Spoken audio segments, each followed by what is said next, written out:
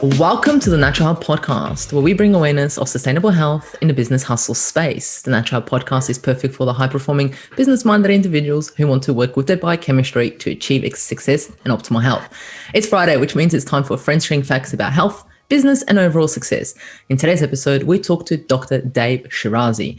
In 2000, Dr. Dave Shirazi rang in the new millennium by graduating from Howard University College of Dentistry in Washington, D.C. He went on to earn a master's degree in Oriental Medicine from SAMRA University in 2006. In 2007, he received the prestigious Fellowship Award from the American Academy of Craniofacial Pain, an organization dedicated in the diagnosis and treatment of craniofacial pain and sleep breathing disorders. In 2011 through 2006, Dr. Shirazi was a board-licensed RPSGT, the first and only so far dual-degreed dentist and RPSGT. He is the founder of the Bite, Breathe and Balance podcast and study group, a platform dedicated to the multidisciplinary approach to treating craniofacial pain and sleep disorders. Dr. Shirazi is the director of the TMG and Sleep Therapy Center of Los Angeles, a state-of-the-art private practice limited to treatment of TMD, craniofacial pain, sleep breathing disorders, and chronomandibular orthopedics. His practice is part of the TMJ and Sleep Therapy Center International family, joining the ranks of over 65 global centers. When he isn't saving the world from sleepless nights, Dr. Shirazi enjoys hiking and camping in the state parks, traveling and speaking. He's married to the love of his life and has welcomed his first newborn, Maximus. Absolutely loves nature. Dr. Shirazi and his gorgeous family live in the Santa Monica Mountains to ensure they never miss a moment of the natural beauty our planet has to offer. Welcome to the Natural Health Podcast, Dr. Shirazi. That was quite the introduction. Thank you. It's lovely to be here. I really appreciate the kind of work that you're doing, the kind of information that you're giving out. Burnout, or corporate burnout, as we call it here, is a real thing. I mean, in Japan, it's almost like a way of life. And out here, it's starting to become that way. It's a bit sketchy. Yeah, it's definitely impacts a lot of individuals, and not only individuals, it impacts our whole world, our economy, our social life, impacts every single aspect of society these days. Indeed. Yeah, amazing. So you like traveling and camping? Do you have anything planned so far to go and explore? No, I mean, earlier this year I went to Mexico, which was lovely. But I haven't traveled properly in a couple of years. As I was telling you, I went to Indonesia a couple of years ago. I went to Greece both times I was speaking, and had just a lovely time. Wow, beautiful. It's absolutely beautiful to travel, and when we get the opportunity to explore new cultures, and it'll be interesting in your aspects to see, how sleep is affected in different various parts of the world. Mm-hmm. Yeah, no, it's you can see it. It really sort of matters on the level of industrialization, right? So as a country or a people or a city become more and more industrialized, they become busier, they work in the darker hours of the day, they put on weight, and they usually, discover the meaning of the word stress, right?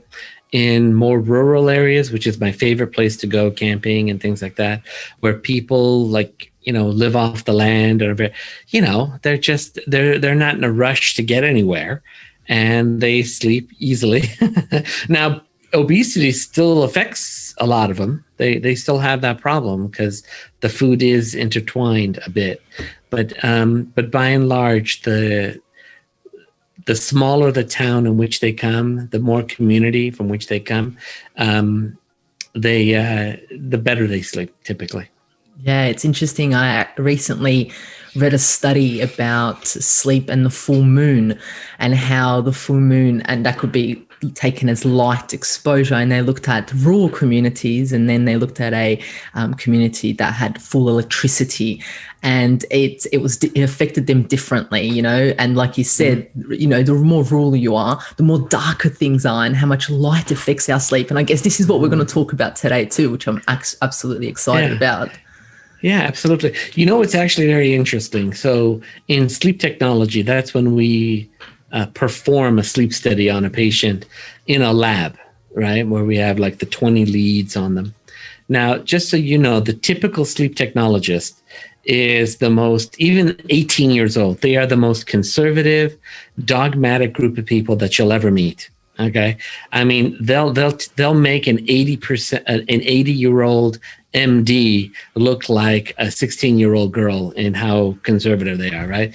And if you ask them, on full moons, do patients' behavior act extra erratic? They will all of them equivocally say yes, right? And it's not due to just the sunlight. I mean, if it was just purely due to the light, then we'd see a circadian disorder shift, although one night wouldn't really do it. But there would be a momentary insomnia where it takes them maybe an extra hour to fall asleep or something. No, I'm talking behavior. So yeah, there's more to the full moon than we think. 100%, definitely. But before we go into even more detail and so many exciting questions, I wanted to know a little bit more about you. And I mean, you know, the intro said so many amazing things about yourself, but I wanted to know the key turning points in your journey to get you to where you are now. What decided for you to do what you're doing now? Oh God, this is one of those things where the profession chose me. You know, I always say the Chinese medicine degree, the master's in psychology, even the dentistry, all of it was for purely selfish reasons. Okay. Like my mom's a dentist, and ever since I was 14, I would work in her office and as an assistant, and I loved it. I loved working with my hands. I loved socializing with people, bonding. And when I was 18, I had a cold. And I have a neurotic Jewish mother who's like, oh, you got to go to the doctor. You have a cold. You got to go. So I went into the doctor, and it was this waiting room full of sick people hacking and coughing. I wasn't that sick. And so I just left. I came back an hour later. I went in, and they gave me antibiotics. And I asked and everyone in my family is a doctor or dentist. So I just asked them, I said, so this thing is in my nose, right? He goes, yeah. I go, well, if it's in my nose, it's a virus, isn't it? He goes, probably. I go, well, then why are you giving me antibiotics for my, virus? Because this is almost 30 years ago. And he's like, well, the antibiotics will focus on the bugs in your body so that the immune system can focus on the virus, right? I said, okay, sounds plausible. Told my mom about it. My mom is in that age group where you just do whatever the doctor tells you to do. I took it. I got better. And then I was a bit of a nerd, so I went into the library and I looked it up, and I found out even 30 years ago, we knew that was false, that you could get antibiotic resistance, and there really is no benefit of prescribing, antibiotics for a viral disorder other than placebo effect, right? So it was then that I made a decision that I would learn something more holistic so that when I had my own family, I could treat them more holistically. Yeah, this was definitely a huge calling. So immediately after dental school, I studied the Chinese medicine. Yeah, and while we're in the clinic, we were treating, TMJ patients and chronic pain and headaches and all that. And I was doing orthodontics, so I was already treating these TMJ patients with appliances. And I thought, well, let's combine the two. And I was getting really good results. Right. And it was much more satisfying than filling teeth, than prepping teeth. And I love prepping teeth. I'm not one of those frustrated dentists that couldn't cope with being a dentist. I love dentistry. But this was way more satisfying to get someone out of chronic pain, to let them sleep properly. It was way more rewarding. And that's when I became a center. Yeah. And That's it, really. Oh, and just people just kept coming up to me and saying things like the first appliance I had made for a TMJ patient shortly after dental school wasn't even long. And the patient said, my migraines are gone. I said, well, good for you. And they said, no, when I take your appliance out, my migraines come back. And I thought, okay. I said, okay. I didn't even know they had migraines, And then it happened a second time with a different patient within a month or two. And I thought, okay, well, this is weird. And then I asked a bunch of colleagues, and they said, yes, there's a strong correlation between TMJ disorders, clenching, and migraines. We call it central sensitization.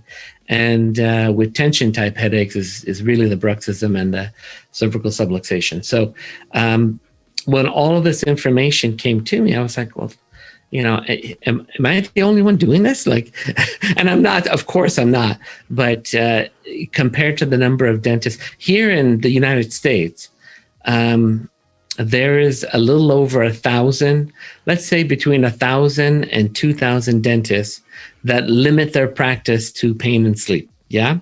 There is about 250,000 dentists in the US. So it's a very tiny percentage that do what we do. So, with a pretty big population, the demand can be strong. So, yeah, wow. What a journey. I love how sometimes our parents influence us, not influence us, but sometimes things happen in our childhood that influence us to be like, no, I'm going to go down this way and I'm going to try and figure out the bottom of this. So yeah. My sister actually went and got her CPA or CFO degree because, working in my mom's office, she knew she was definitely not going to do anything in the health sciences. I love that. That's amazing. And now you're here today, helping so many individuals in such a niche environment. And it's thanks to people like yourself that people are getting to the root cause of what's actually happening inside of their body, and they can fix it or get to the bottom of it, which is absolutely amazing. We do our best. Yeah. So look, on the Natural Health podcast, we talk a lot about success and optimal health. I wanted to kind of get an understanding of what that looks like for you. What's the definition of success mean to you? And then on top of that, the definition of optimal health. What does that look like for you? So when you say success, do you mean like success in the outcomes of my work, or success in like a financial kind of context? Which context do you mean? So some people say, I want to be successful. So for you, if you think, Dave is going to be successful, what does that success look like for you? And it could be family, it could be business, it could be financial, health, anything along those lines. Yeah. So for me, success would be helping the most number of people I can every single day in getting them out of pain and helping them with their sleep, because I'll get to the sleep in just a minute. I really enjoy my time with family. My son's 8 now, so he's growing up. So hanging out as much as we can and being in nature. Like not this weekend, but last weekend we went to Sequoia, which is my favorite national park to go to. I think it's stunning. I'm just a different person when I'm there. I just absolutely love it. So being with nature, to me, that is being successful. And with health, I know it sounds cliche, but it's true that sleep is more important for your health than diet and exercise, right?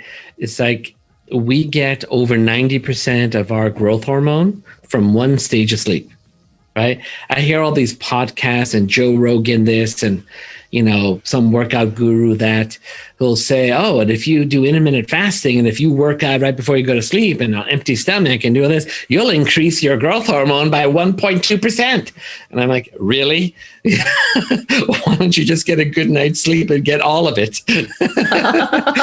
Right? And the mental health aspect is the REM sleep, right? With REM, we get our mental and emotional processing done. We get our memory consolidation. And we're even finding out in the last 5-10 years, we're finding out that the lymphatic system in the brain is clearing the beta amyloid plaques during REM, right? So there's just so much going on during sleep that's so important, right?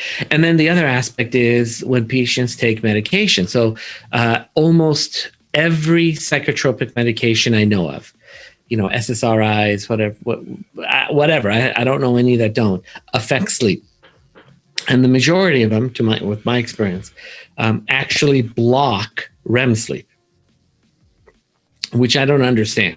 If they promoted more REM, maybe they'd get actually more work done.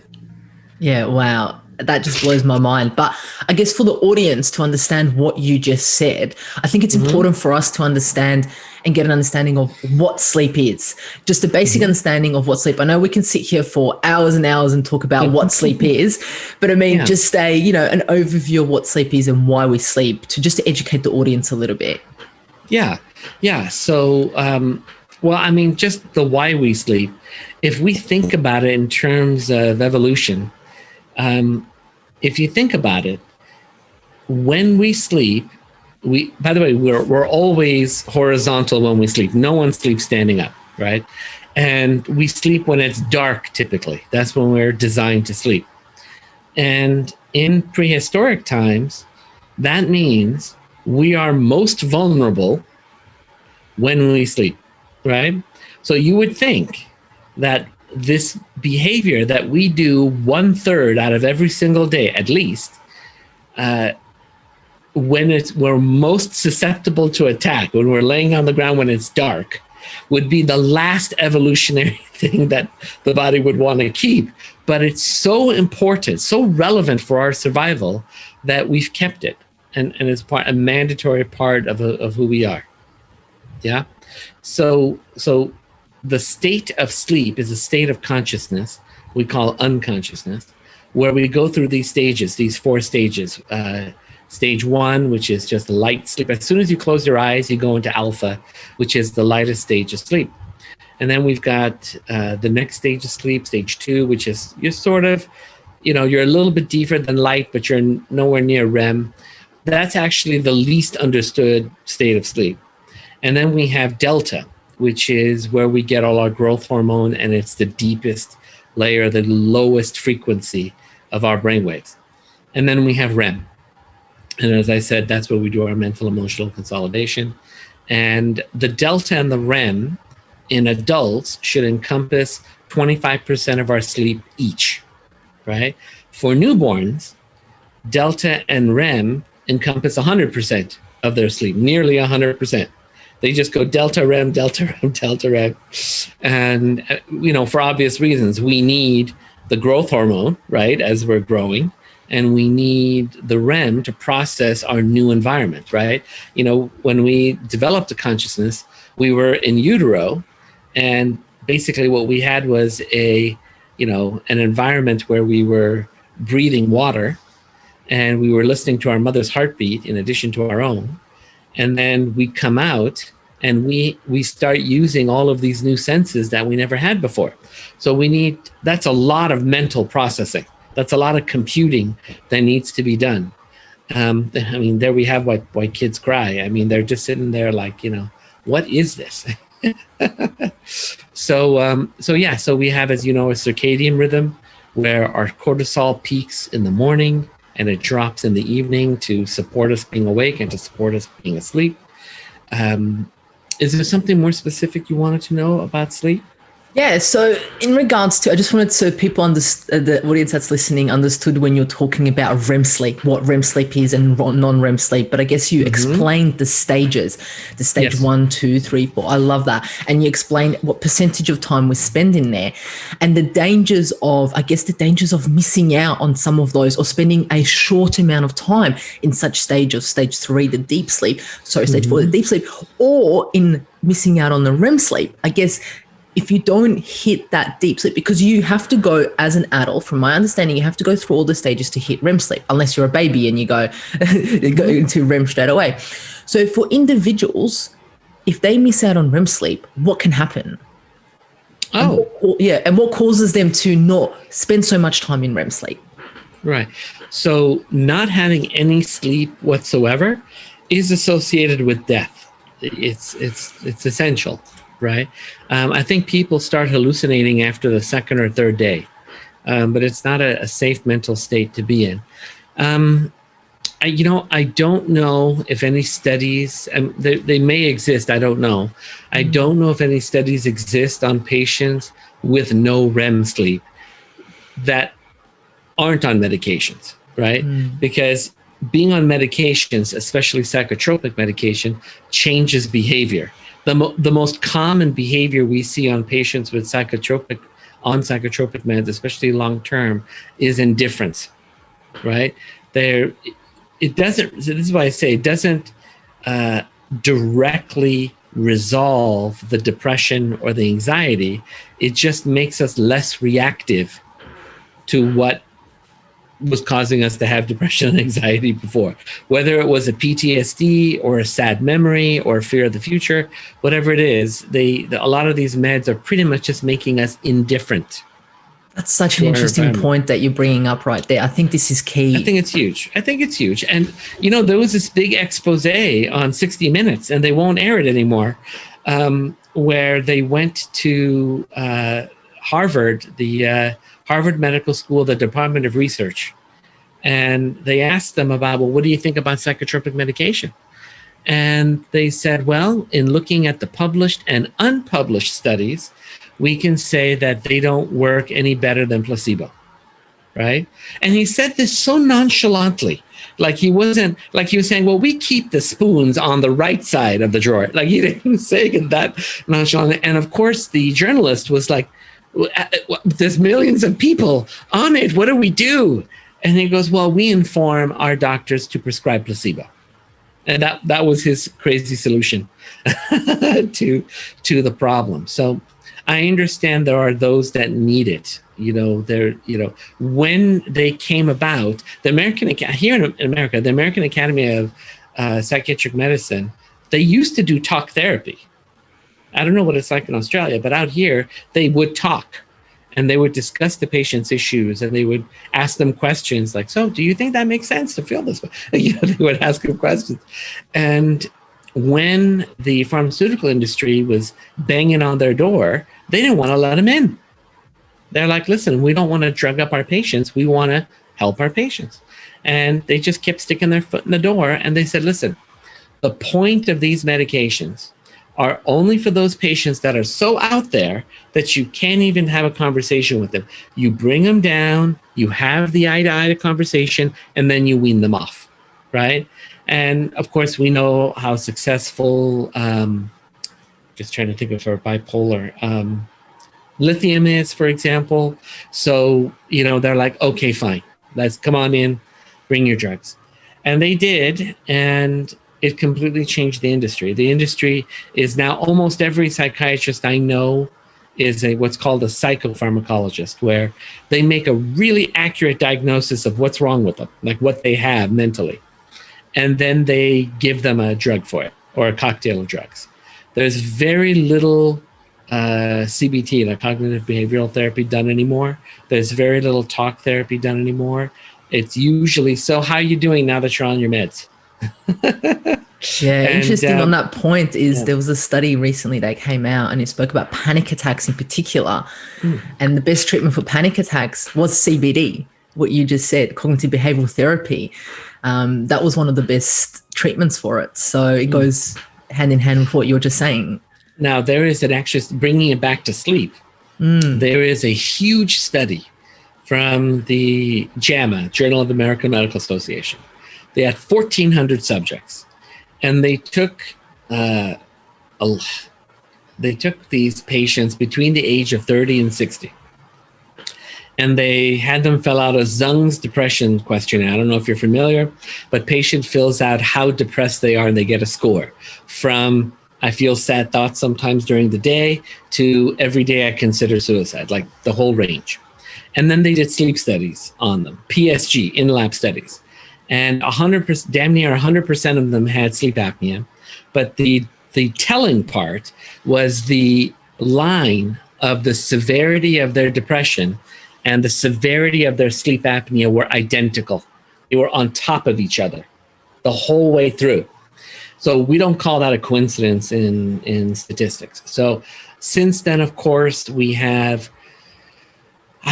I mean, literally thousands of studies on patients that were treated with either CPAP or oral appliance therapy and that had psychosocial issues, that their psychosocial issues were either resolved or they were greatly reduced, and a lot of them went off of medication.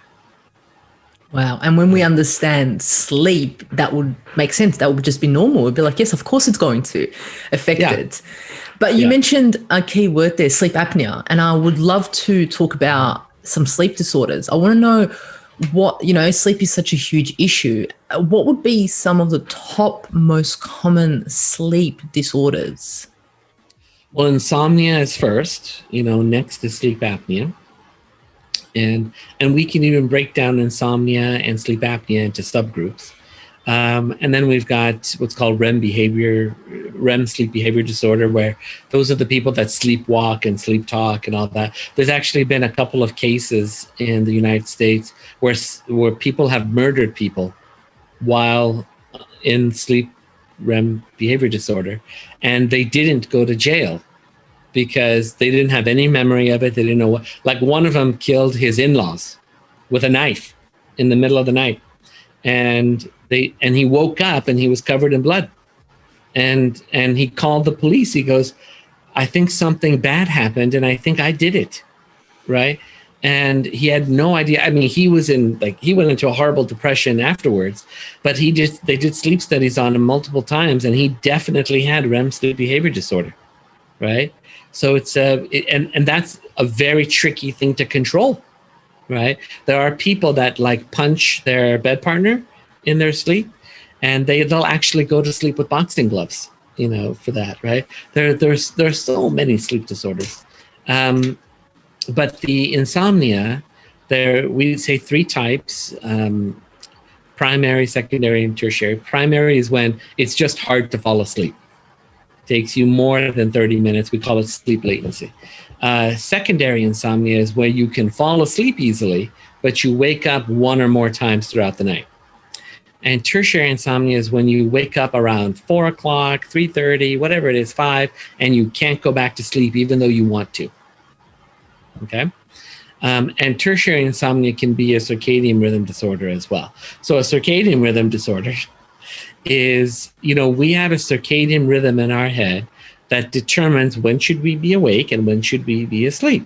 And that's associated with the amount of sunlight that comes into our eyes, right? Now, evolutionarily, again speaking, our eyeballs cannot differ the difference between a photon of light that comes from the sun and one that comes from a monitor or a phone. Yeah? So when we're staring at our phones, well into the night, what are we doing? We're just bombarding our brain with too much light, and that can shift someone out of their natural circadian rhythm, and they have a hard time falling asleep. And due to habit, they still wake up at the same time because they got to go to work or what have you. So and there are solutions for that. And sleep apnea, the most common type is called obstructive. And that's when we stop breathing for 10 seconds or more, have shallow breathing that causes 3% or more of oxygen desaturation, and what's called upper airway resistance syndrome, when we don't hold our breath for 10 seconds, we don't lose oxygen, but we snort in our sleep, and it kicks us out of either delta or REM into a lighter sleep. Right. So, and we call that an arousal, when you're kicked out of a deep stage of sleep for over 10 seconds. And if I had to hazard a guess as to why patients with psychosocial issues had resolution or improvement in their psychosocial issues from treatment of sleep apnea, my number one reason would be because of reduced or eliminated arousals in their sleep. And that would make total sense. Yeah.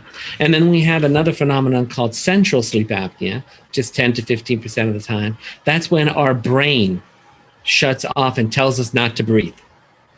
Yeah. So, and this is something that's very, well, just so you know, sleep apnea in the medical literature is 40 years old, right? And treatment of it with CPAP is even newer. And actually, it was the use of a CPAP was discovered by an Australian. It really was. He took a vacuum cleaner and put the motor in reverse, and he molded a mask to the patient's face every night, and he put this pressure up their nose in order to open up their airway. That's how we owe CPAP to him. There you go. I can't think of his name. It's Henry something, I believe. But with central sleep apnea, because there's so much, physicians and the literature have not caught up yet, it's believed that it's iatrogenically caused by morphine drug abuse, right? Like narcotic drug use. And that is true. That can happen, okay? But in my experience, the vast majority of the time, it happens to people that have blocked nasal passages, right? Because we have so we need not only a high level of oxygen, but we have a small, narrow window of end-tidal CO2 that we need to have, like usually between 35 and 45 millimeters of mercury.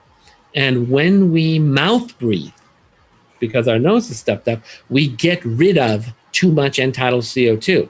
And you have to realize we have over 1,000 CO2 receptors in our body and like 1 or 2 oxygen receptors. So CO2 must be significant, in its need. So what the brain does, it makes an executive decision to shut off breathing, so that because the metabolism is still going on and the CO2 is still builds back up. And once it reaches a certain threshold that it deems appropriate, then it carries on with breathing. So central sleep apneic events could last a couple minutes. They can be quite long.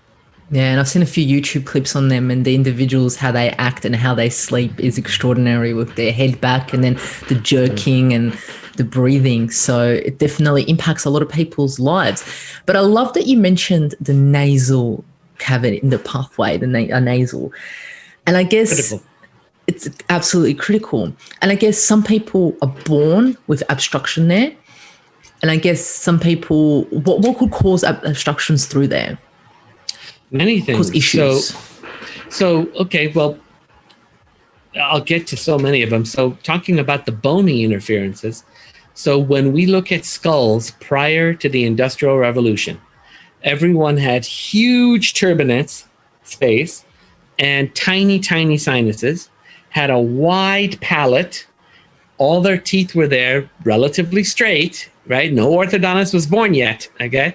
And they had about that much space behind each wisdom tooth, right? And what did they do? They breastfed for 3 to 5 years, right? The palate being the floor of the nose, as the tongue teaches the palate on the shape it should be, the palate widens and flattens, okay?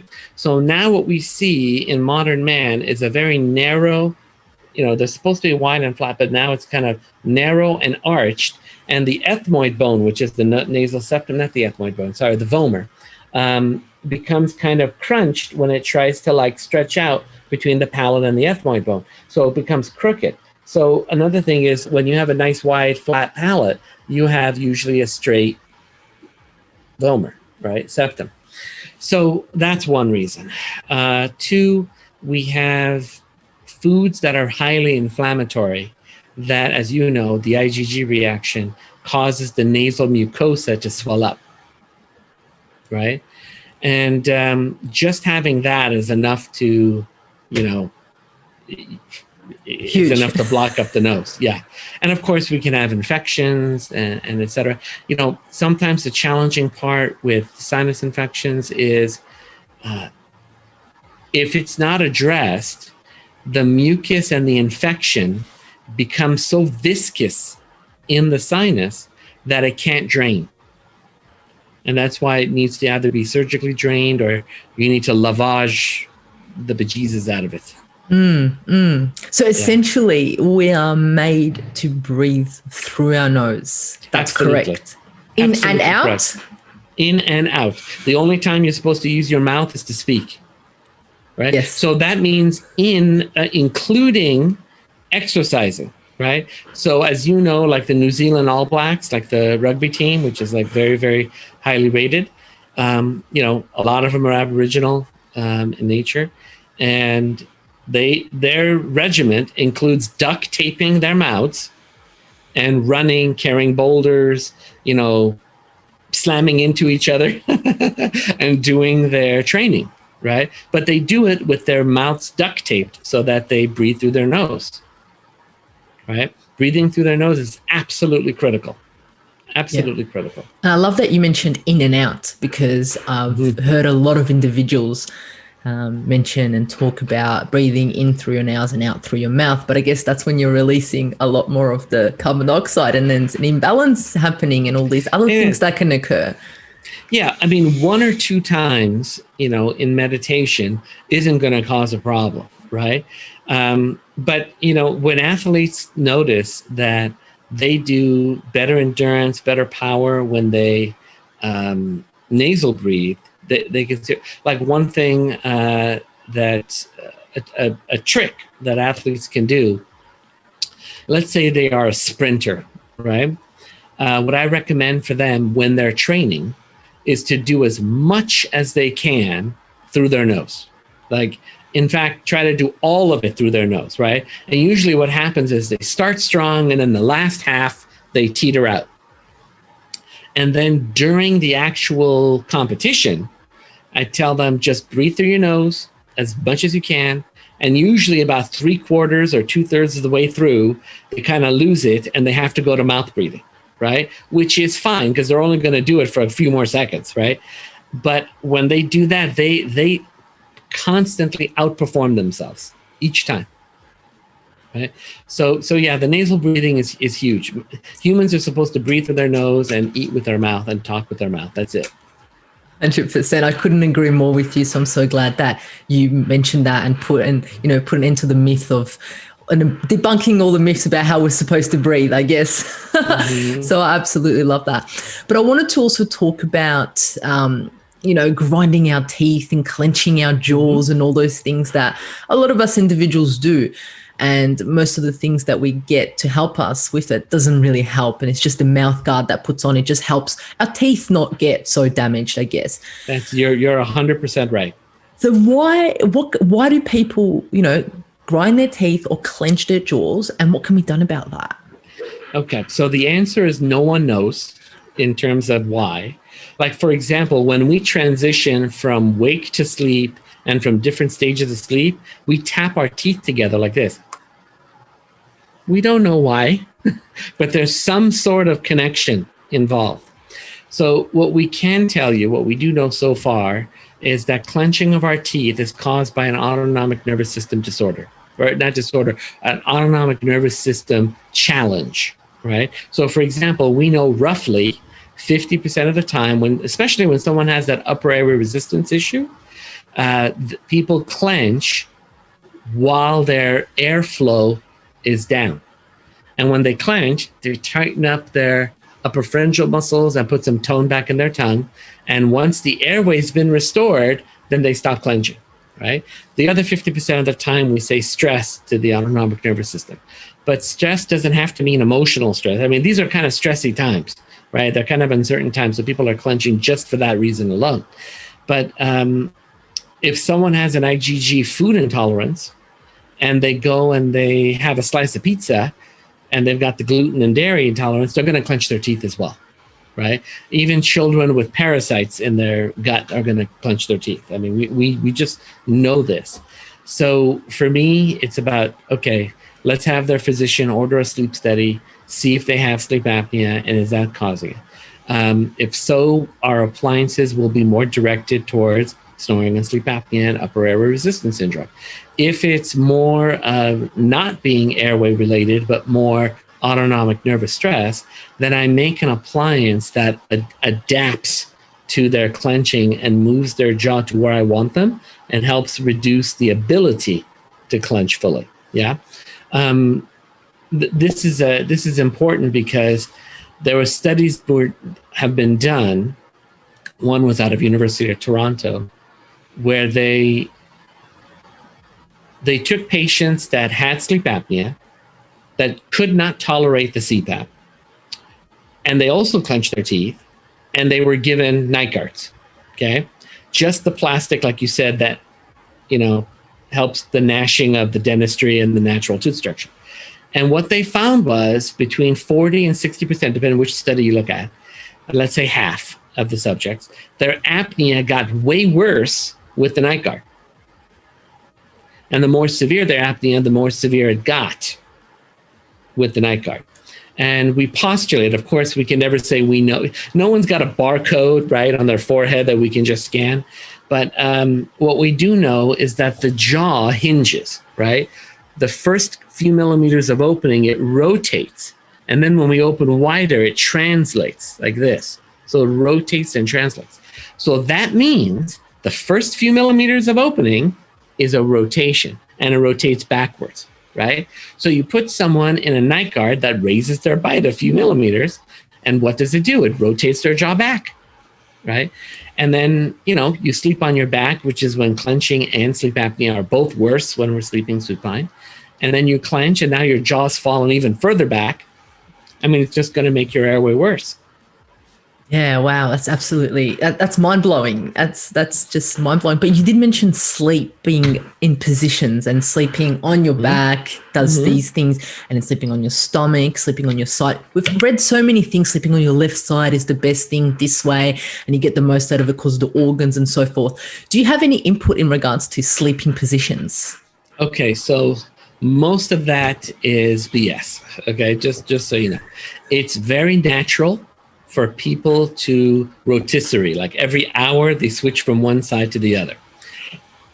The only times I have a conversation about positional sleep with my patients is one, if they're apneic, I encourage not sleep. I mean, and of course the sleep study will show if they have more apnea on their back or not, which is usually the case, but not everyone. So if they have positional apnea, then I'll tell them, okay, you got to avoid sleeping on your back.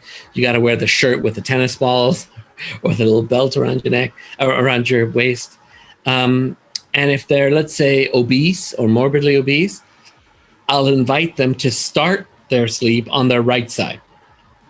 When we sleep on our left side and we're obese, we're using our fat and our mass to put more pressure on the heart.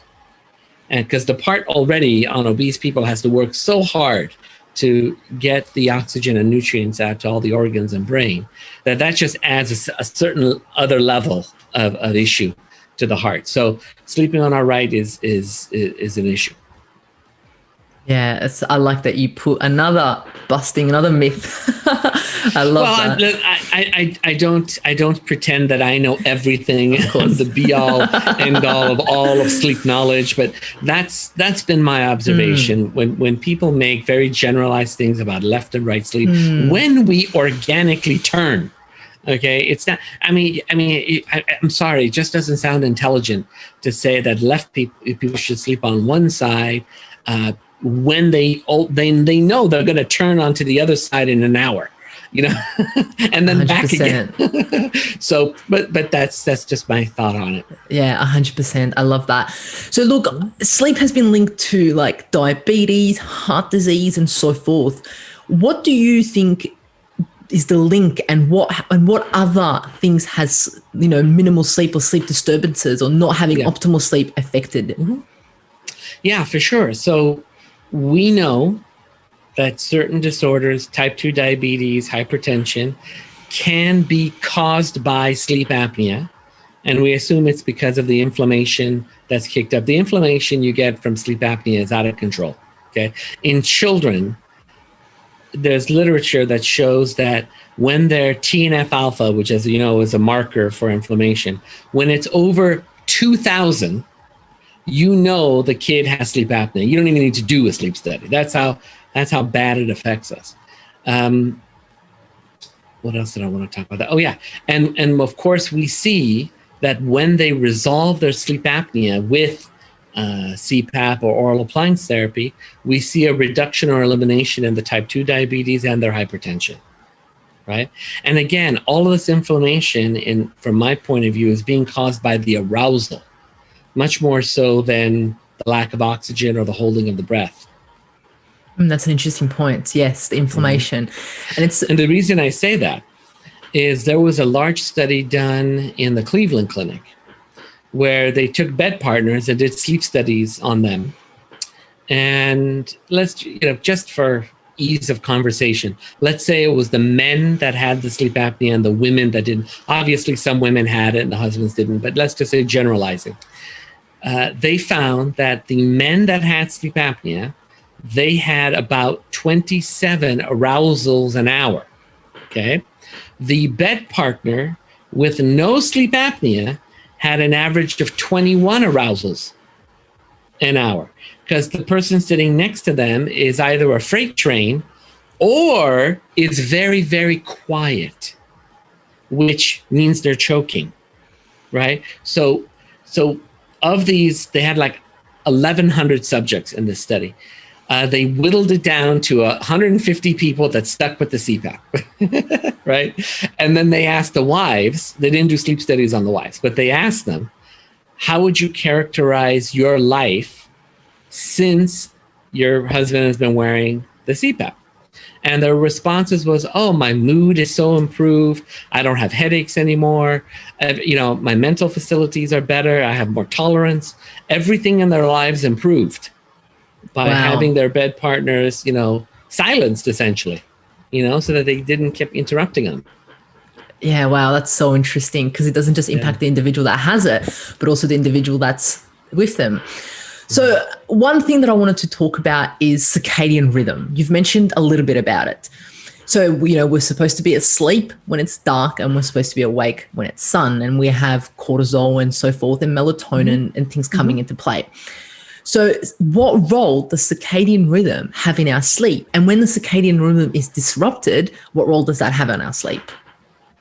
So like you said so brilliantly, the circadian rhythm induces wakefulness and sleepiness. When it's disturbed, it impacts the number of cycles we get in our sleep. So we're still technically getting some sleep. Usually people with circadian rhythm disorder, they still sleep somewhat, 3, 4, 5, maybe 6 hours, but they're not getting all the good stages in their sleep. They're usually falling asleep much later, and which means that the sunlight is introduced much earlier than they're ready to wake up, right? So this impacts the severity of our sleep. So we have a phenomenon in our brain called alpha intrusion, which means when we're in delta, like deep sleep, so when we're in delta, we are completely out, okay? And our body's repairing and it's getting growth hormone is being passed on. If there is a concern that we are not safe in our sleep, our brain momentarily will jump out of delta and go into alpha, okay? And we'll have a momentary awareness of our bedroom environment, okay? Make sure we're safe, okay? And then we go back into delta. Okay, and alpha intrusion is one of the hallmarks of fibromyalgia, for example. It's a hypervigilance, yeah? But if you're trying to sleep and it's 6 a.m. and you want to sleep for 3, 4 more hours, and the light comes in through the shade on your face, your brain goes into this mode of, what the hell is happening to my safe sleep environment? You understand where I'm coming from? 100%. And that kicks us out of these deeper stages of sleep. And therefore, the number of cycles we get, right? So we'll have, between 4 and 6 cycles a night of stage 1, 2, 3 REM, 1, 2, 3 REM, 1, 2, 3 REM. And incidentally, the first half of sleep is supposed to be a bit more delta 1 and 2 than REM. And the second half of sleep is supposed to be way more REM sleep. Right? So when we have a circadian disorder, that's, usually it's people missing out on the latter half of their sleep, which is when we're getting like at least more than half of our REM sleep. And our hormone production and our brain and our system, everything, like it's just absolutely key, which causes so much more inflammation, which causes so many more issues with ourselves. So that's so interesting that you mentioned that you've made the link that perfectly clear for the audience to understand, the link between circadian rhythm disorders and not getting that later stage, and how key, you've mentioned at the start of the episode, how key those later stages are for us. It is, and you so brilliantly followed up with our hormones and all the other chemicals that we need, because when our body is going through that on a regular basis, our autonomic nervous system goes to fight or flight, which means our hormones shift into fight and flight, and the priorities of the body chemically, physiologically, shift from rest and restore to we need to put this whole, mental health and physical health aside. So right now, it's about survival, right? And even though you're sitting on a beach in Melbourne and you're doing fine, the physiology is thinking that this is DEFCON 1, and we need to do something about it right away. Yeah, 100%. Definitely. Yeah. Look, I think you've been so amazing with so much information that you've shared with us. And I bet you the audience is like, okay, so I know what sleep is. I know how my normal sleep is supposed to look like. And I know what can happen if I don't get all those stages of sleep and don't stay in those stages of sleep as much as I'm supposed to. Mm-hmm. And that sleep apnea is so much more common and sleeping disorders than I actually ever thought. Mm-hmm. But the question that I have now is, everyone's like, well, what do I do? The question is, how can I ensure that my sleep is as optimal as possible and ensure that I get into all those stages? So the first thing is, if you're concerned, get a sleep study. That's the biggest thing. I cannot stress that enough. There is more data in a sleep study than any blood test. No matter how thorough of a blood test, there's way more data in a sleep study. 2, we have protocols called sleep hygiene, where we recommend that your bedroom always be dark, slightly cool, okay? That your bedroom is only used for sleep and sex, okay? You don't conduct your business in there. You don't have the kids congregate in there. You don't have arguments in there, that whole adage of not going to bed upset is a really good adage. Leave the bedroom, go to the dining room, go to the living room, discuss, go outside, discuss, your issues, try to get a resolution, or at least agree to resolve it tomorrow or something, and then go back into the bedroom and sleep. Those 3 things are the biggest things you can do, right? We want our brains to be used to using ketones instead of glucose. So we call it the standard American diet, SAD, here, which is so based in carbohydrates and is so harmful that the brain gets adapted to run on glucose, and you can actually run out of glucose in the middle of the night and wake up. That's a real thing, right?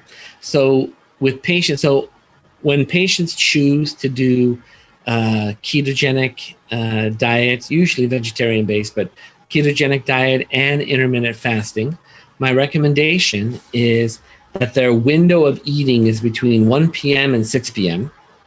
And before they go to bed, they make sure they eat something fatty, whether it's nuts or butter or whatever, or oils, and that will easily carry them through the night. Yeah, I love that. So in regards to a sleep study, do they have to get in touch with a specialist that does this? Do they have to go in a lab? Do they do it at home? So they have both things. So in my office, we offer both in-lab and in-home studies, right? But for me, the in-lab is predominantly based in research. As you mentioned at the beginning, I have a private practice. I don't take insurance. So for me, practicing, this like 5 or 6 other centers around me, they all take insurance. I'm constantly sending them out to go get that done. But for the question of should I do in-home or should I do lab, my answer to my patients is, if you're the kind of person that when you go on vacation and you're staying at a hotel and it takes you a day or 2 to get used to the bed, to get used to the hotel room, if you're that person, do the in-home study, at least for the first one, and you can have a second one in lab later. But if you're the kind of person that it doesn't matter, you're on vacation, you could travel a 10,000 mile trip, get in that hotel bed and conk out, then I recommend doing it in a lab. Okay, because we're going to get way more data, right? In an in-home study, we have 5 leads of data.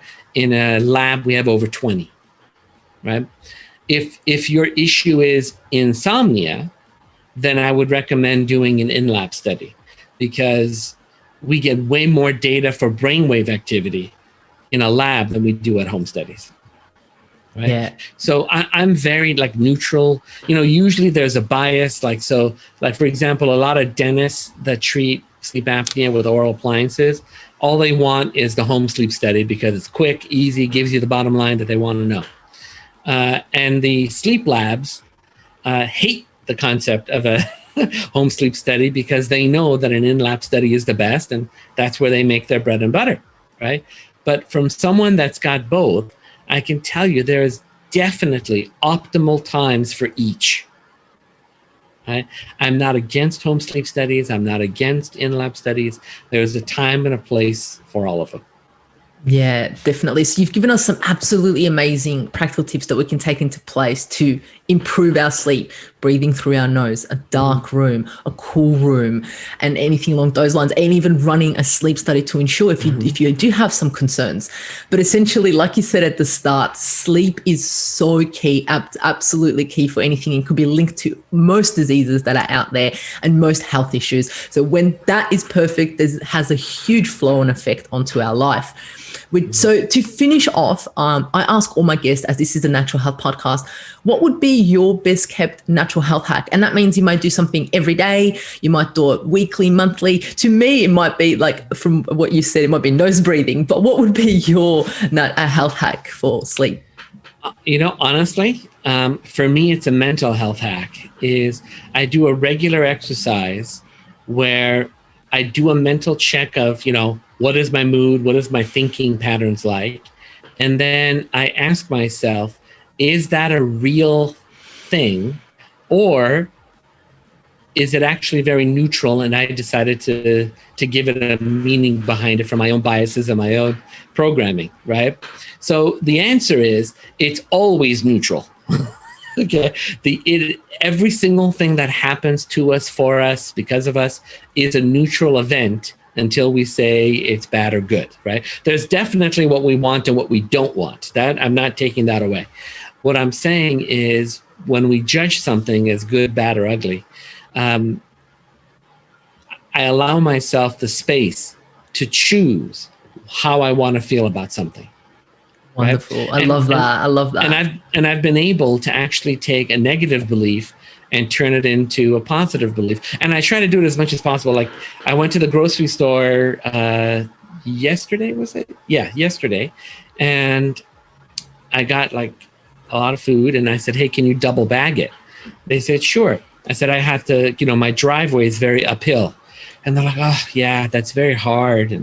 And yeah, definitely double bag it. I said, I hope you're okay with that. And I said, well, actually, and then I talked about the New Zealand All Blacks, and I talked about some American football players. What they would do is they had like a hill in their backyard, and they would carry stones up the hill. And it made them extremely powerful because they would try to run faster and faster up this hill.